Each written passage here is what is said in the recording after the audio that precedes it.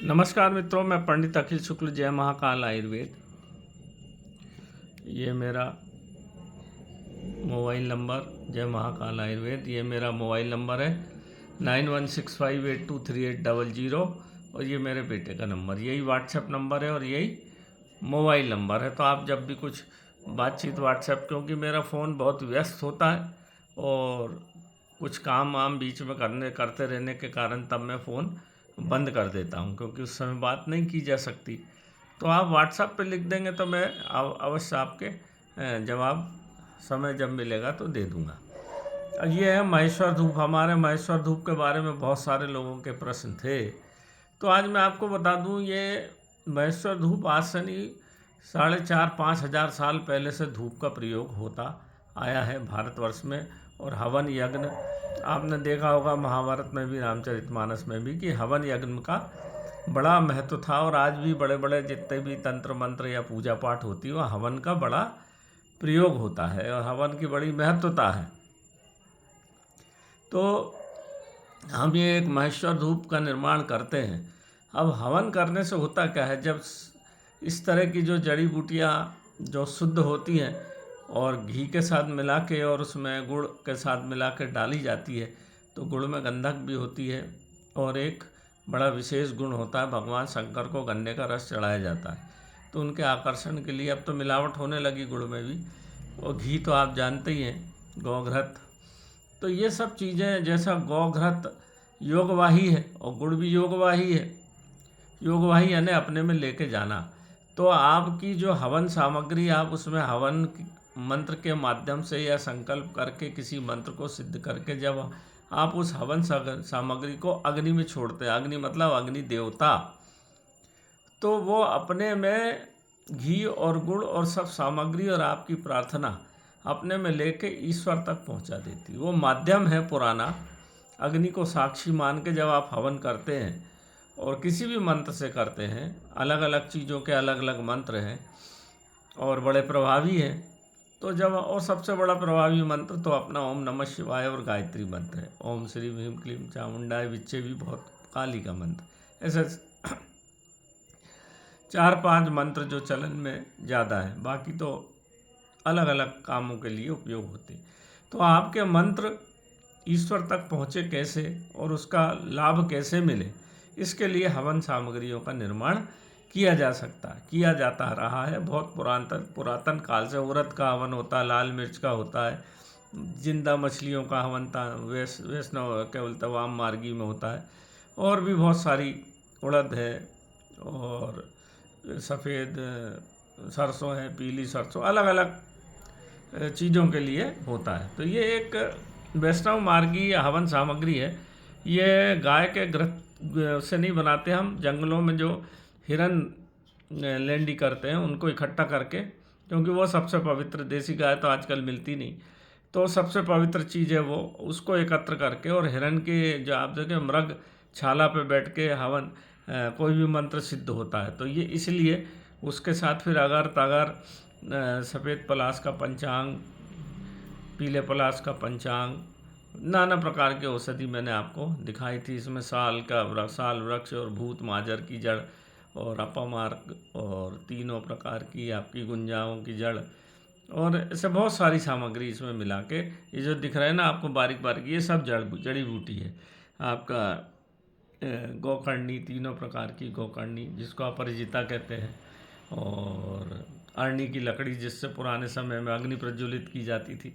इस समय की सब चीज़ें, कपास की जड़, कपास का फल, इसमें मिला के तैयार की जाती है, ताकि आप जब आहुति दें तो वो आहुति भी ईश्वर तक पहुंच जाए। अब हवन सामग्री का 2 टाइम करना चाहिए। ओम नमः शिवाय से सुबह 8-9 बजे जब भी आप कर सकें, ज़्यादा से जल्दी 6-7 बजे का टाइम, 8 बजे तक बहुत अच्छा है।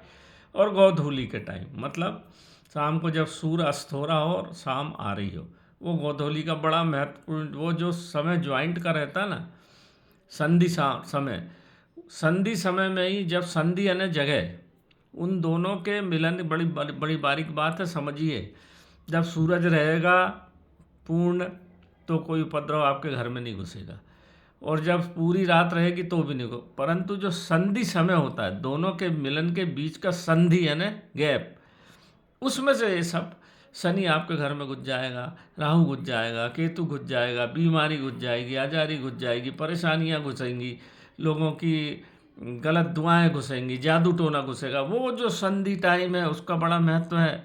इसलिए संध्या वंदन हिंदू धर्म में या सनातनी धर्म में सब लोग बड़े अच्छे से जानते हैं कि, और मुसलमान में भी आप देखिए नमाज करते हैं, संधि टाइम पे ही वो नमाज करते हैं, प्रेयर करेंगे। क्या बोलते हैं, संधि टाइम में ही क्रिश्चियन भी प्रेयर करेंगे। तो ये संधि टाइम का महत्व सबने समझा है, चाहे किसी भी संप्रदाय का हो, इसलिए समझा है कि ये बड़ा महत्वपूर्ण टाइम, इसी समय ईश्वर से, परमात्मा से जो हम दुआ करते हैं तो वो उस समय हमारे घर में द्वार में उपस्थित हो जाते हैं, और उस समय इसकी आहुति देने से फिर ये बीमारी आजारी नहीं घुसती, और अगर घुसी भी है तो इसी संधि टाइम से बाहर निकल जाती है। जिस तरह से आई हैं उसी तरह से बाहर जाएंगी, बीमारी जाएगी, असंतोष जाएगा, लड़ाई झगड़ा जाएगा, क्रोध जाएगा, और घर में सुख शांति होके लक्ष्मी की आवक बनेगी, सुख शांति की आवक बनी रहेगी। जाने का टाइम और आने का टाइम याद रखो मित्रों, संधि टाइम ये कोई नहीं बताएगा आपको, न बताया होगा आज तक किसी ने कि संध्या वंदन कहूँ।